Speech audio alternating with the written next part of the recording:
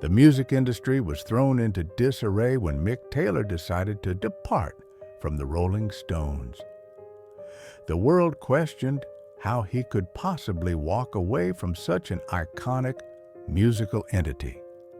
Decades later, he finally unveiled the unvarnished truth. Mick Taylor is equally renowned for his tenure with the Rolling Stones as he is for the controversial manner of his exit from the band. He was the gifted guitarist who infused the Stones with a musical depth previously unknown to them. Taylor's period with the planet's most colossal band was fraught with discord, substance reliance, and emotional turmoil, eventually leading him to his breaking point. Born into a modest, blue-collar family in England in the late 1940s, Mick Taylor began his musical journey on the guitar at the tender age of 9. By his teenage years, he was already a fixture in various bands, appearing on television and releasing his own singles. It was evident that Taylor was destined for achievements far beyond his humble origins. However, no one could have anticipated the sheer velocity of his ascent. While still in his adolescent years, Taylor attended a performance by the blues rock ensemble, John Mayall's Blues Breakers. At that time, a young Eric Clapton was a member. Taylor, a profound admirer of blues music, must have been thrilled at the prospect of witnessing the band live. Yet, the experience proved to be quite different from what he anticipated. Clapton, already a rising star, failed to appear that evening. Instead, an extraordinary event unfolded. Gathering his courage, Taylor approached the band and informed them that, having memorized all their songs, he could step in for Clapton. Astonishingly, the band accepted the young man's audacious offer. Even more remarkably, Taylor captivated the audience. As frontman John Mayall reminisced, not only did he know the songs, but he played them as we did, rather than simply mimicking the originals. Nevertheless, Taylor's moment in the spotlight was fleeting. Even then, Taylor possessed a reputation for being reserved and somewhat shy off stage. Despite his immense and evident guitar prowess, at the conclusion of the set, Taylor simply walked off stage, rejoined his companions, and left the venue, thus preventing Mayall and the rest of the band from engaging with him. But this would not be their final encounter. The following year, destiny intervened for Mick Taylor. One of the Blues Breakers departed the band, leaving John Mayall in urgent need of a new guitarist. Furthermore, Clapton had already moved on by then. When Mayall placed an advertisement in Melody Maker, Taylor eagerly responded, and Mayall, remembering his previous performance, hired him. Not for the last time, Taylor found himself as the guitarist in an already successful band. However, the path ahead would prove challenging. When Taylor joined the Blues Breakers, audiences were more interested in assessing how a 17-year-old would compare to a legend like Clapton than in simply appreciating his performance. But Taylor more than held his own. Within the first month with the band, he contributed to the recording of their album, Crusade, in a mere 7 hours. This opened up a new world for him. Taylor was now immersed in the rock and roll lifestyle. He toured extensively with the Blues Breakers, which included socializing with figures like Jimi Hendrix, and also had sufficient funds to acquire his first Fender Stratocaster. In essence, he appeared to be the epitome of success. And if this were the story of another guitarist, perhaps this would have been the zenith. But Taylor was even more exceptional. The Blues Breakers functioned as a sort of revolving door for musicians. And after just his second album with the band, 1968's Blues from Laurel Canyon, Taylor became their longest-serving guitarist. Still, he recognized the need for a change, particularly as John Mayall began threatening to remove the drummer from the band, a decision Taylor strongly opposed. According to certain accounts, however, the underlying cause of any friction extended beyond musical experimentation. Renowned music historian Philip Norman suggests that Taylor's inclination to leave the Blues Breakers was more a personal matter than a professional one. As the band leader, John Mayall had started to perceive him less as a protege and more as a competitor, treating him accordingly. As Norman wrote in Symphony for the Devil, Mick Taylor understood that he had become too proficient for Mayall's comfort, and that it would be prudent for him to seek employment elsewhere. He certainly secured a significant new opportunity. In 1969, following the release of Beggar's Banquet, the Rolling Stones were at the pinnacle of global fame, yet they were navigating treacherous waters.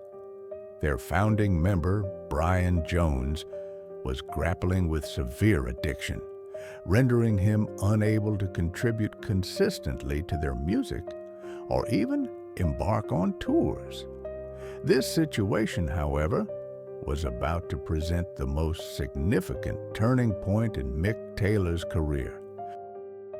In June of 1969, Brian Jones officially departed the Rolling Stones, and Mick Jagger, Keith Richards, Bill Wyman, and Charlie Watts began their search for a new dependable guitarist.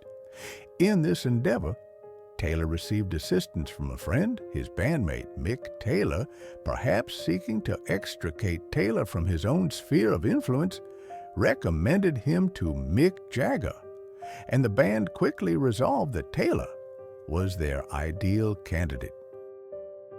However, it wasn't solely Taylor's guitar virtuosity that secured him the position. Regardless of their rock and roll ethos, the Stones were highly conscious of their image.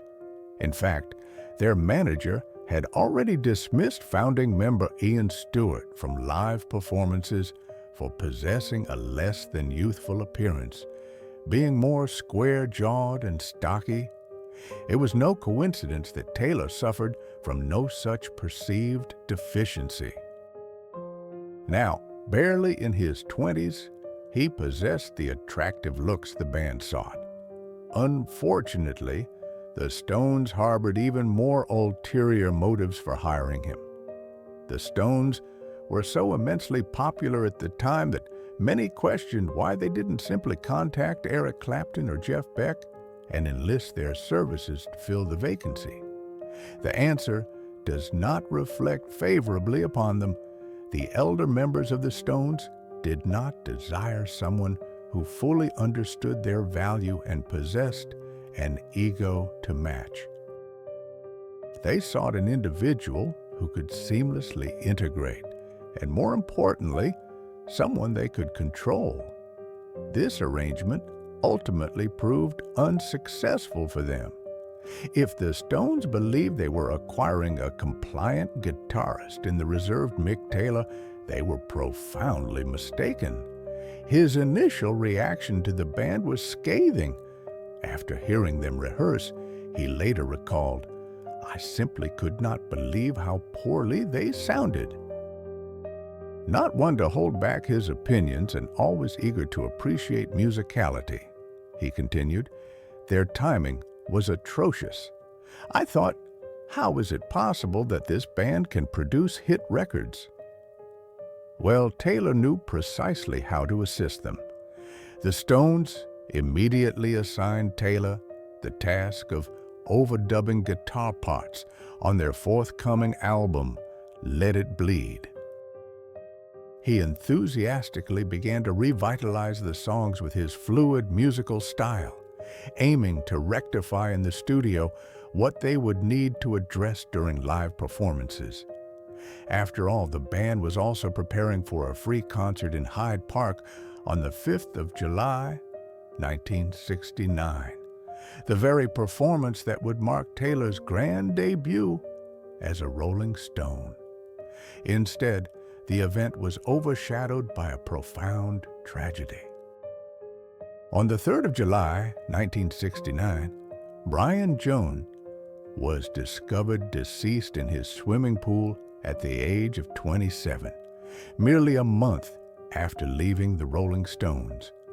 And just days before the Hyde Park concert, his demise, which remains a mystery to this day, deeply affected the band, and Taylor's debut at Hyde Park transformed into a tribute for their departed former member. It was an inauspicious beginning, and the situation only became more tumultuous. While Taylor projected an angelic image, he was more than prepared to partake in the dissolute lifestyle that most of the Stones were already leading at the time. When Taylor underwent surgery for acute sinusitis a few years after joining the band, an acquaintance even suggested that his nasal issues stemmed from his escalating substance use, an assertion Taylor vehemently denied. Even so, the excesses of the swinging 60s were about to catch up with everyone. By the close of 1969, Taylor was just settling into his new band when the Stones committed to performing at the Altamont Speedway Free Festival in California.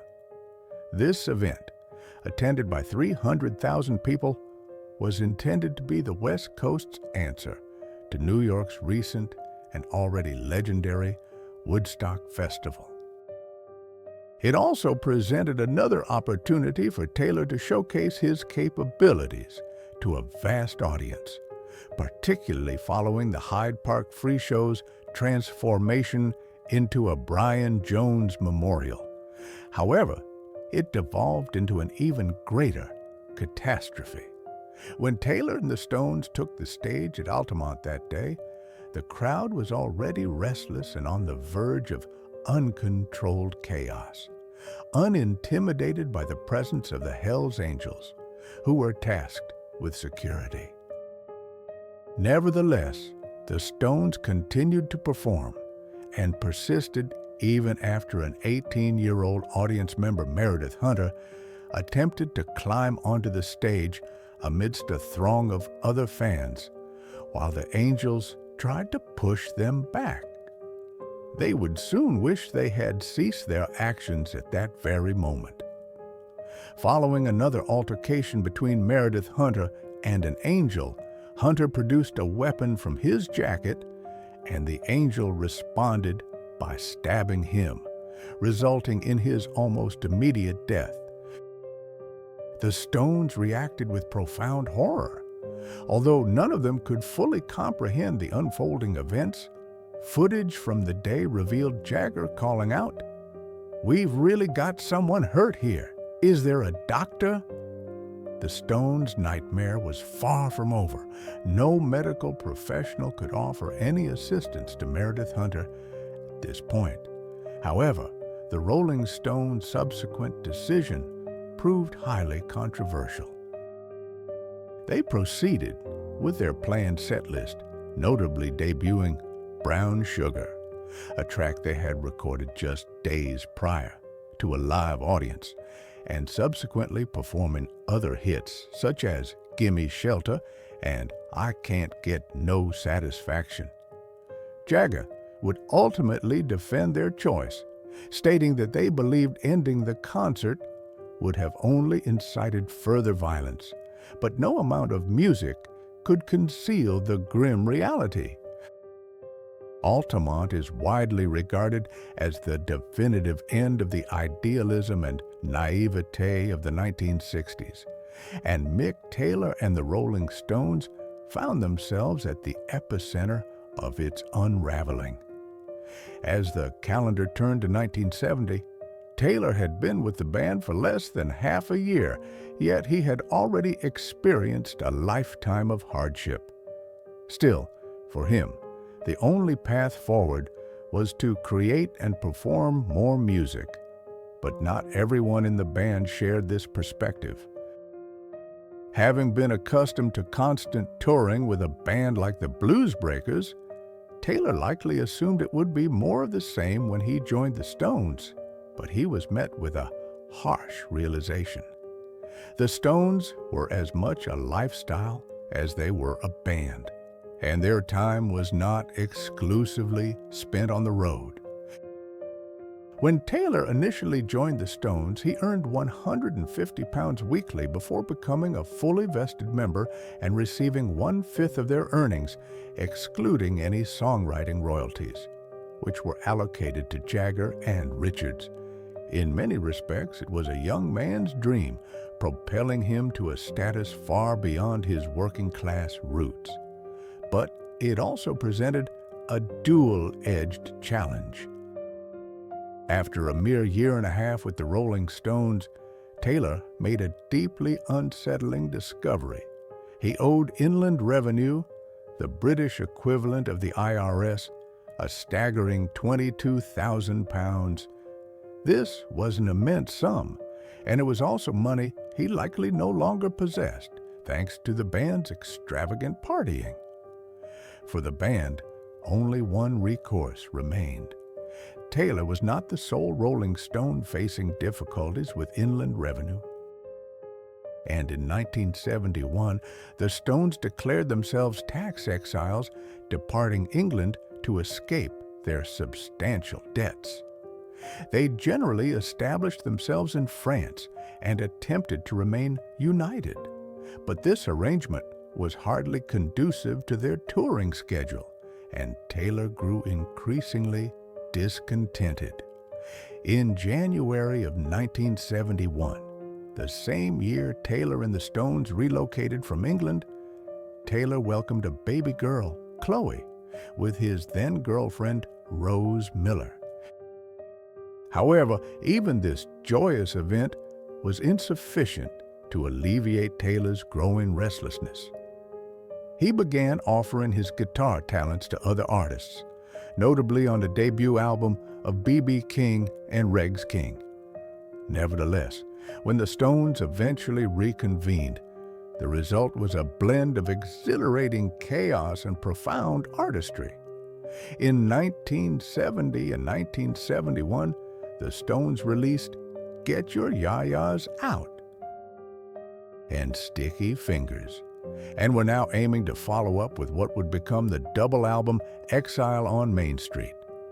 But even for the Stones, the recording sessions were disorganized. Taylor described them as akin to a holiday camp, with people constantly entering and exiting the sessions, which took place at all hours with whoever happened to be present. This was not the sole factor contributing to the band's fragmentation. When Taylor initially joined the Stones, Jagger and the rest of the band had envisioned a robust dual guitar dynamic for their songs. It soon became evident that this was not feasible, and for a distressing reason. Guitarist Keith Richards was becoming increasingly consumed by his own addictions, consequently impairing his ability to play intuitively or even competently on stage.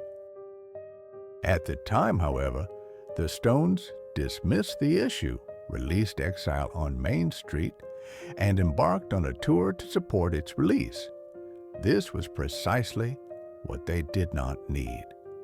Many consider the Exile tour to be the zenith of the Rolling Stones' career, but this only signifies that the band was on the precipice of a significant decline.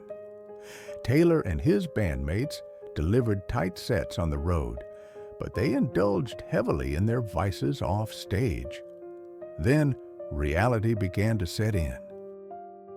The late summer and early autumn of 1972 proved to be a critical period for the Stones, and not in a positive manner. Mick Jagger married socialite Bianca Perez Mora Macias and was frequently preoccupied with her social circle, while Keith Richards had retreated to Switzerland to intensify his addictions. Then, in September, both Charlie Watts and Bill Wyman were apprehended for drug possession. Everything was beginning to unravel, and the repercussions were swift. 1973's Goat's Head Soup seemed to represent fate finally catching up with the Stones. Although it performed well on the charts and helped usher in a more glam rock era for the Stones, with Mick Jagger and the others frequently sporting glitter makeup on stage, few critics or fans considered it among the band's finest works. And Taylor himself confessed that the material felt somewhat unfocused. Nevertheless, albums necessitate tours, and this particular tour would prove to be Taylor's undoing. The 1973 European tour in support of Goat's Head Soup was nothing short of a disaster. Richards effectively disappeared from the scene, but Taylor could not escape his own destiny. Music journalist Nick Kent claimed that during this tour, Mick Taylor was becoming increasingly lost in a haze of substance abuse, following Richards down a perilous path, and that their indulgence escalated from a weekend activity to a daily occurrence. The Stones attempted to persevere, but they faltered. By late 1973, the Stones were attempting to write and record new material for what would become It's Only Rock and Roll. But something had fundamentally shifted.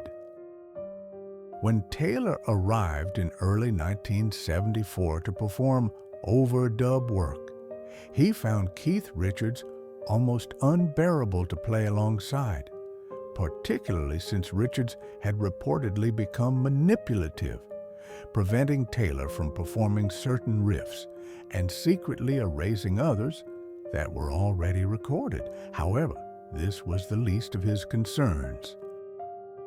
Accounts from that period indicate that Taylor was striving to contribute more significantly to the songwriting for this album and made rather substantial contributions to several songs.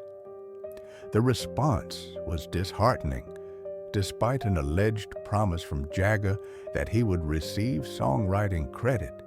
Taylor complained to producer Andy Johns that Jagger and Richards would not allow him to write any songs. Whenever he presented an idea, he was shut down. Worse was yet to come. Clearly, the Rolling Stones still desired a malleable guitarist whom they could control, and Taylor was no longer willing to accept this. As bandmate Bill Wyman recalled, Taylor became very moody and frustrated, so much so, in fact, that he took himself on a 6-week trip to Brazil just after recording was done. When he came back, he got the shock of his life. While discussing It's Only Rock and Roll with NME for promotional purposes, Taylor informed journalist Nick Kent that he had co-written Time Waits for No One and Till the Next Goodbye on the album, only to discover from Kent, who had seen the album cover, that his name was entirely absent from the songwriting credits.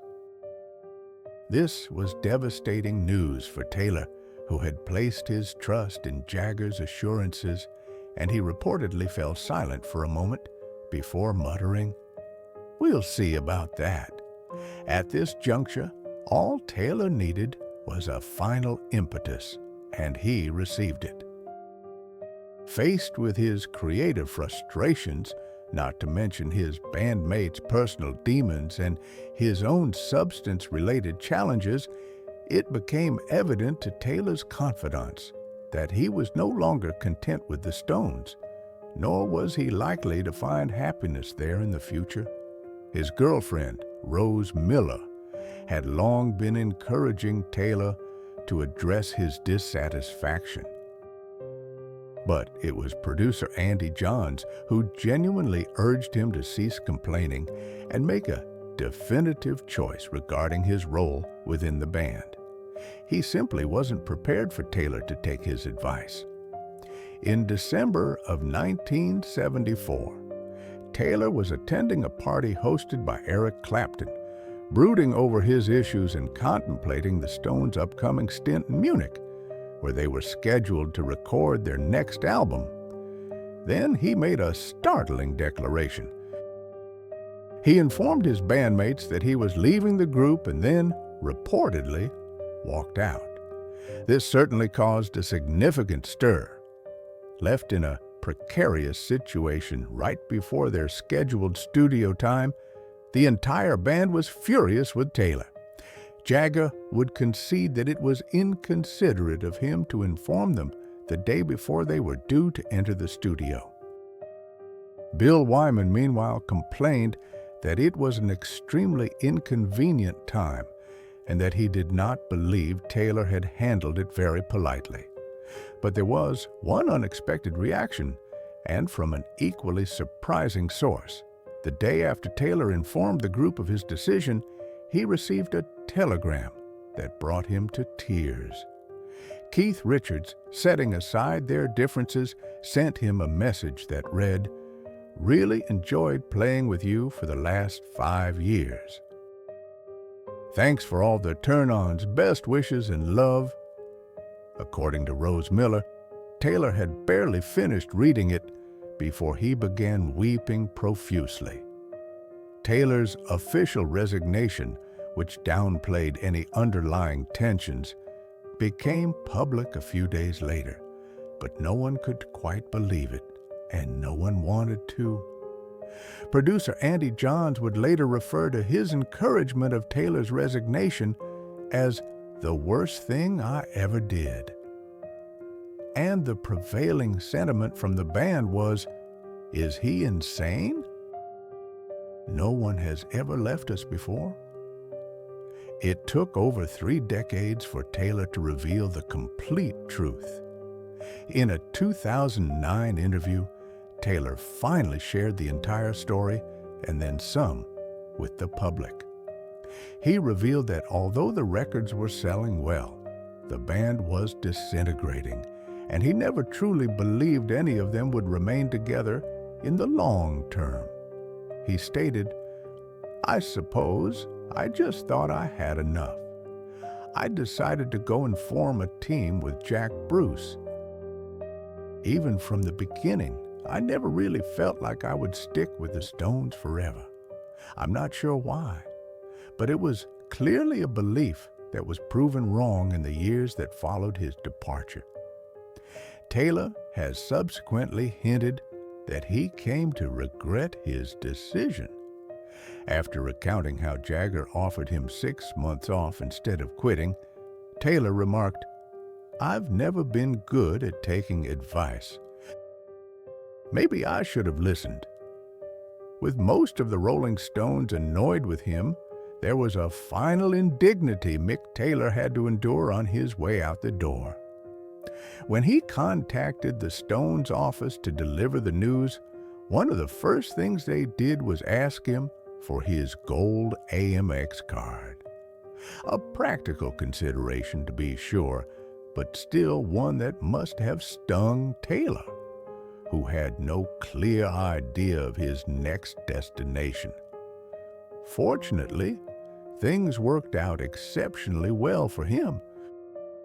Still in his mid-20s when he departed the Rolling Stones, Taylor continued to collaborate musically with artists such as Jack Bruce, Bob Dylan, and other luminaries in his post-Stones career, alongside a steady stream of session work.